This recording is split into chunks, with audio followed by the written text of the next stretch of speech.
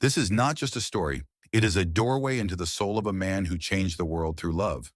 Based on the book by Dr. Farid Mostamand, this short film brings to life the teachings of Jalaluddin Rumi, a mystic, poet, and seeker of truth. Step into 13th century Kenya, where a single encounter set the course of spiritual history. Welcome to Rumi Teaching. In a world of scholars and kings, Rumi sought truth beyond words. On an ordinary day, destiny unfolded. A wanderer appeared, Shams of Tabriz, a flame looking for a heart to ignite. Their meeting was not a lesson, it was a fire that would turn knowledge into love and a man into a mystic. Outside a blacksmith shop, Rumi sat, lost in thought. The clang of metal filled the air. And then he saw him, a wanderer with eyes like burning coals. Rumi rose without thinking. Their eyes met, and something ancient woke inside him, a meeting not of words, but of souls. As they walked side by side through the heart of Kenya, the questions rose naturally, as if spoken not by lips, but by the soul. He asked, "Tell me, Sham, what are we truly?" Shams, "We are waves, forgetting we belong to the sea." Rumi, "And this longing in our hearts." Shams, "It is the ocean calling its waves back home." Rumi, "What blinds us to this truth?" Shams, "The dust of false names, the weight of borrowed dreams." Rumi smiling, "And how do we remember?" Shams, "By burning away everything that is not love. Only then will the water know it was always the sea." They reached near the gate of Rumi's home. Rumi said, "Let us leave the dust of the world behind. Tonight we will not speak from the tongue, but from the soul." That night they spoke until early morning with no sleep. By morning the night's fire had not faded. It burned brighter. Their hearts, once strangers, now spoke a language older than words. Rumi, "Tell me, Shams, what is the soul's true hunger?" Shams, "To remember its origin and to dissolve into it like snow returning to water." Rumi, "And what is our greatest fear?" Shams, "That we are separate, when in truth, we have never left."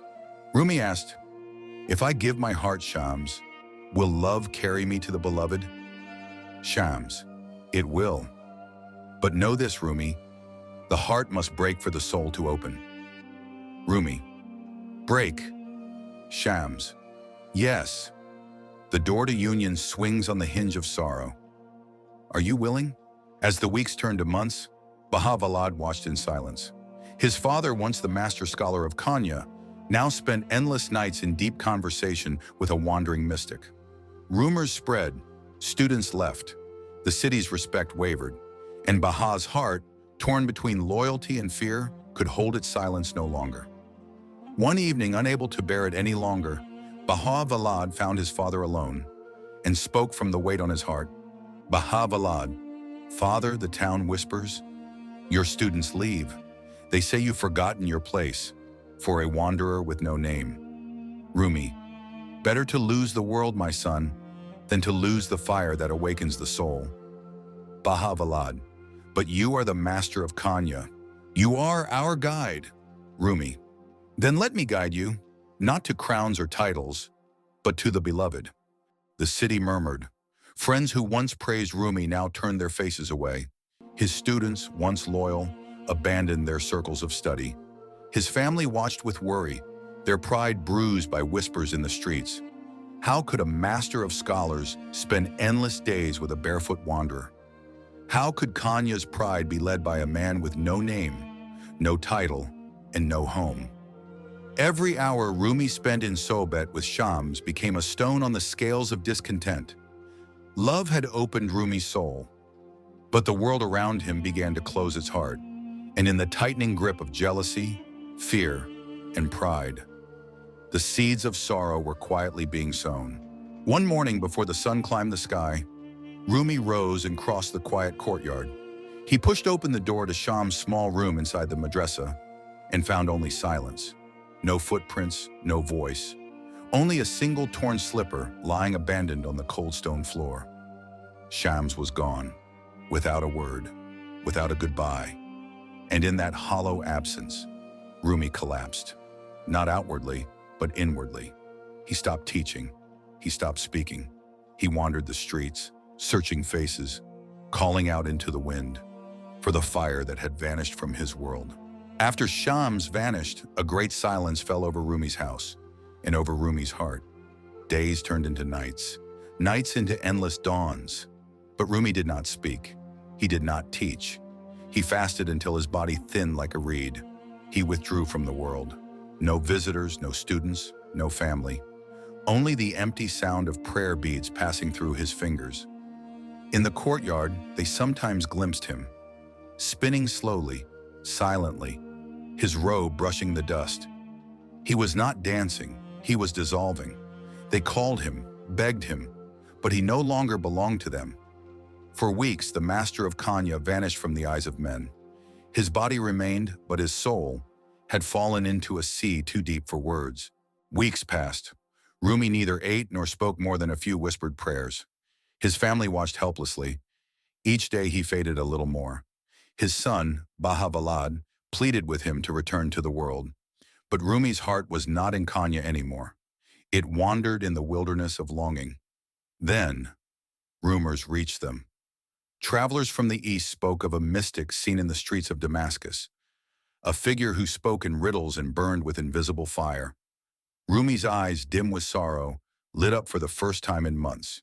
He turned to his son, Baha, and said with quiet urgency, "Go, find him, bring him back, for without him, the flame within me will die." And so Baha Valad, with 2 loyal students, set out on the long road to Damascus, chasing a ghost, chasing a son. For 2 long months, Bahavalad searched the winding streets of Damascus.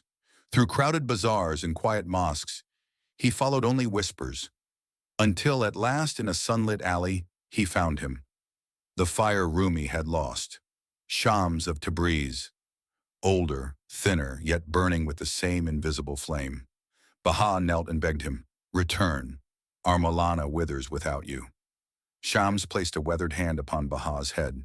He agreed, and so through dust and storm, they rode back toward Konya. Rumi waited at the city's gate, heart pounding beneath his scholar's robe. He fell into Shams' arms, no word spoken, only the silence of 2 souls stitched back together by longing.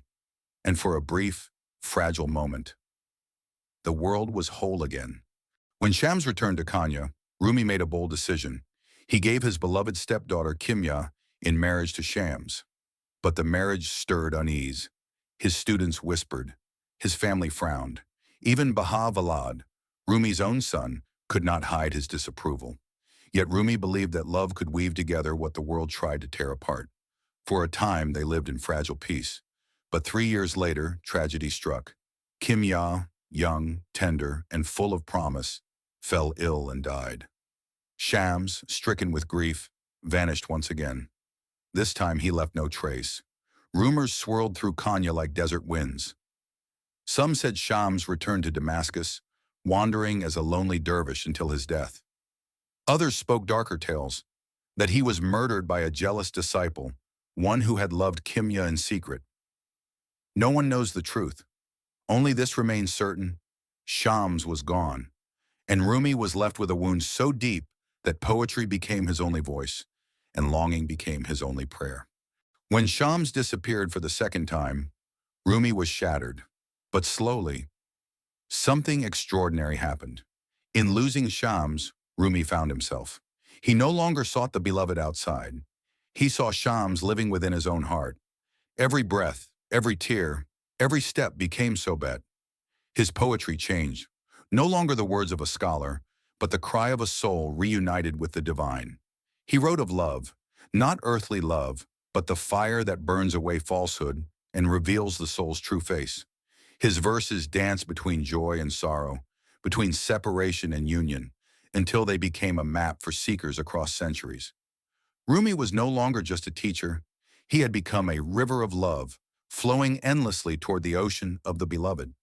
Rumi was no longer the man the world had once known. The scholar was gone. The preacher was gone. What remained was fire, a flame that had consumed every illusion of separation. Burned by longing, dissolved into the ocean of love, Rumi became the very breath of the beloved.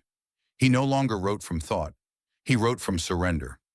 One day, as he wandered the courtyard in silent meditation, he heard it, the mournful sound of a reed flute, the nigh, carried on the morning breeze. A student sat quietly, carving melodies into the air, and the soul of Rumi broke open once more. The sound was not music, it was weeping. It was the voice of the soul, torn from its source, yearning for reunion. In that sacred moment, Rumi's heart spoke. Listen to the reed, how it tells a tale, complaints of separations. Ever since I was cut from the reed bed, my wail has caused men and women to weep. I seek a bosom torn by separation, so that I may tell the pain of longing. In the reed's lament, Rumi heard the whole story of existence, the soul's exile, the ache for return, the fire of love that alone could heal the wound of being. Thus was born the opening verse of the Masnavi, not from Rumi's mind, but from the endless river that now flowed through him, the river of divine love, carrying every broken heart back home to the ocean. Shams taught Rumi the most incredible secret. You are not a drop lost in the ocean. You are the entire ocean contained within a single drop. You have never been separated. You were never cast away. Only the veil of the false self, the illusion of the ego, made you forget. Beyond sorrow, beyond longing. The beloved was always within you, waiting, breathing, burning. When the veil falls, when the false self dissolves, you do not find God. You remember you were never apart. In every tear, in every song of the reed, the ocean was calling you home.